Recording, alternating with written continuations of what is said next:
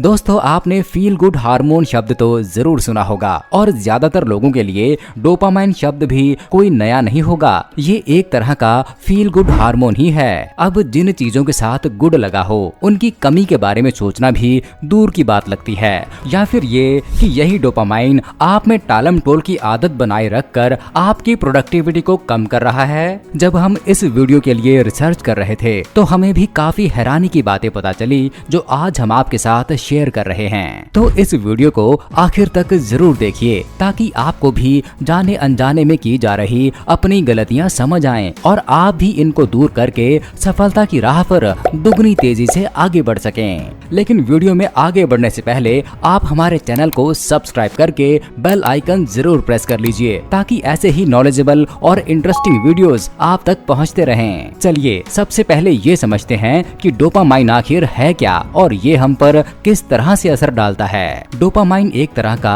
Neurotransmitter है। Neurotransmitter को आसान भाषा में आप ब्रेन के सेल्स यानी न्यूरॉन से शरीर सेल्स तक सिग्नल ले जाने वाले केमिकल मैसेंजर कह लीजिए।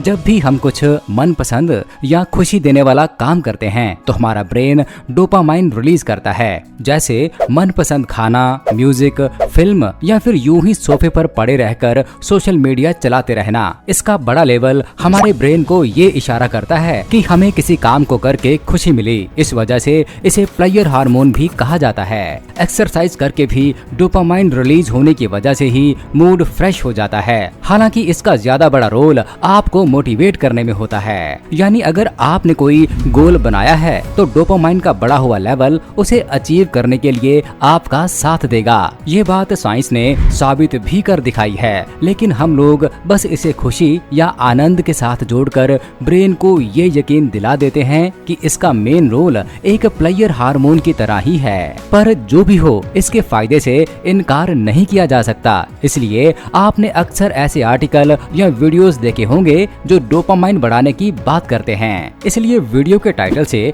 आपको हैरानी भी होगी कि हम किसी अच्छी चीज की कमियां कैसे बता रहे हैं। पर अच्छाई के साथ बुराई जुड़ी होती है। किसी चीज के फायदे होते हैं तो नुकसान भी। तो जरा अब इस डोपामाइन को इसके नुकसान के नजरिए से समझते हैं। आपने वजन कम करने की ठान ली है, फिर भी मिठाई और जंक फूड के डब्बे तक हाथ चला जाता है, तो उसके पीछे भी असली हाथ इसी डोपामाइन का है। बस एक वीडियो और उसके बाद सोशल मीडिया बंद, लेकिन एक से दूसरे, दूसरे से तीसरा और फिर कितना वक्त स्क्रॉल करते हुए बीत जाता है। इस बात के पीछे भी डोपामाइन ही जिम्मेदार होता है। लेकिन हम इंसानों का एवोल्यूशन इसी तरह हुआ है कि हम प्लेजर देने वाली एक्टिविटीज की तरफ झुकते हैं। ऊपर से आज की तारीख में ये झुकाव इसलिए ज्यादा बढ़ रहा है क्योंकि आपको अपनी हर मनपसंद चीज आसानी से मिल जाती है। घर से बाहर जाने में आलस आए तो फोन पर ही आइसक्रीम मंगवा ली। बाहर ही हैं तो हर नुक्कड़ पर रंग बिरंगी पैकेटों में सजी चीजें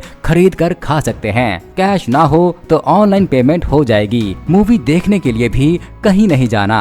मेट्रो, बस या किसी पार्क में बैठे हुए भी आराम से मोबाइल पर मूवी देखी जा सकती है। यानी डोपामाइन की मदद करने वाली हर चीज आपके चारों तरफ मौजूद है। मैं पूछूं कि अगर आपको 1 घंटे के लिए मोबाइल पर गेम खेलने और पढ़ाई करने को कहा जाए तो आप क्या करेंगे? बहुत कम लोगों का जवाब पढ़ाई होगा। स्मार्टफोन को तो डोपामाइन फैक्ट्री कह लीजिए। अब आपका सवाल होगा कि अगर हमें कुछ अच्छा लग रहा है तो उसे करने में क्या बुराई है? पर बात यही है कि इस अच्छा लगने से लेकर आदी बनने तक के सफर में ज्यादा समय नहीं लगता। हम इन चीजों के एडिक्ट बनने लगते हैं। ये हमारे शरीर और दिमाग की सेहत के लिए तो बुरा है ही, पर हमारी तरक्की में भी रुकावट बनने लगता है। जरा सोच कर बताइए, क्या कभी ऐसा हुआ है कि आपने किसी खास काम से सोशल मीडिया देखा हो और बस उसके बाद मोबाइल बंद करके वापस अपने काम पर लग जाएं? क्या कभी ऐसा हुआ है कि पैकेट से 2-4 चिप्स निकालकर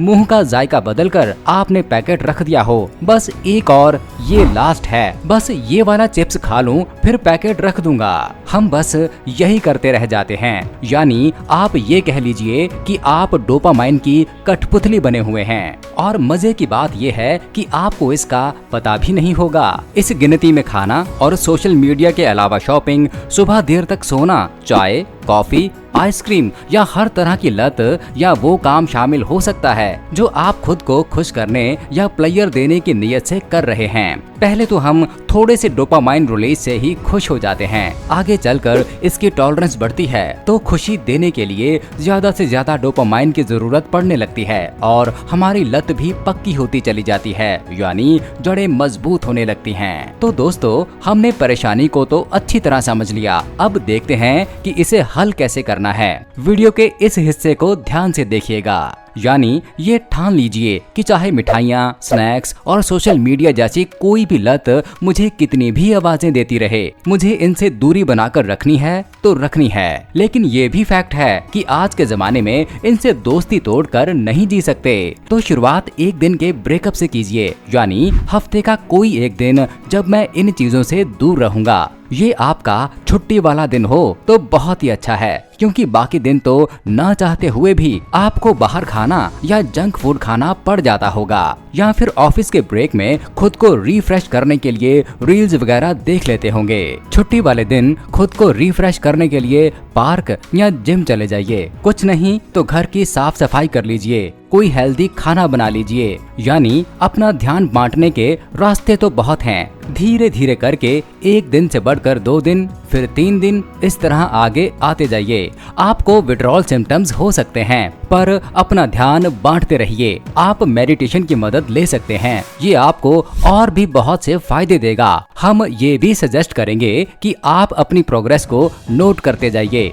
इससे आपको और ज्यादा मोटिवेशन मिलेगा। आप हैरान रह जाएंगे कि आपने अपना कितना समय बचा लिया, और इस समय का इस्तेमाल आप अपने गोल्स पूरे करने में कर सकते हैं। आपका फोकस भी बढ़ता है। एक बड़ा फायदा ये भी होगा कि आपको डोपामाइन बढ़ाने वाली एक्टिविटीज को करने के पीछे छिपे कारण का पता लग जाएगा। यानी शायद आप आइसक्रीम तब खाते हैं जब इसका ऐड देखते हैं, या आपको कॉफी की चाहत तब होती है जब आपको वर्कलोड बढ़ जाता है या किसी कलीग से बहस हो जाती है। ये सारी चीजें एक तरह का स्टिमुलेशन है। यहाँ पेवलोव इफेक्ट की मदद से आप बात को और अच्छी तरह समझ जाएंगे। रशियन न्यूरोलॉजिस्ट और साइकोलॉजिस्ट इवान पेवलोव ने किसी डॉग पर एक्सपेरिमेंट किया। पहले उसके सामने ऐसे ही बेल बजा दी जाती, तब उसे कोई फर्क नहीं पड़ता। धीरे धीरे ये बेल उसे खाना देते समय बजाई जाने लगी। अब डॉग ने बेल को खाने से जोड़ दिया। कुछ समय बाद ये कनेक्शन इतना मजबूत हो गया कि जब बेल बजाई जाती, डॉग के मुंह से ये सोचकर सलाइवा निकलने लगता कि अब उसे खाना मिलने वाला है। यानी बेल उसके लिए एक स्टिमुलस बन गई थी। जब आपको ये असल वजह मिल जाती है तो इनको खुद से दूर करने का रास्ता भी मिल जाता है। अगर वेब सीरीज को ज्यादा वॉच करने की आदत नहीं छूट रही तो रिमोट को दूसरे कमरे में रख दीजिए। जितनी बार रिमोट लेने उठें, उतनी बार 10 उठक बैठक कीजिए। इस तरह जल्दी ही इस आदत से छुटकारा मिल जाएगा। शॉपिंग करके मन ना भरता हो तो शॉपिंग वाले ऐप डिलीट कर दीजिए, ऐसी वेबसाइट ब्लॉक कर दीजिए। सोते हुए मोबाइल खुद से दूर रखिए। यानी कुल मिलाकर आपको बस डोपामाइन डिटॉक्स की जरूरत है। एक बार जब आप इस कैद से छूट जाते हैं तो आपके पास अपॉर्चुनिटीज के ढेरों मौके पूरे करने का वक्त, ताकत और मोटिवेशन आ जाता है, और कुछ अचीव करने की खुशी या आनंद से बढ़कर कुछ भी नहीं है। तो दोस्तों, ये वीडियो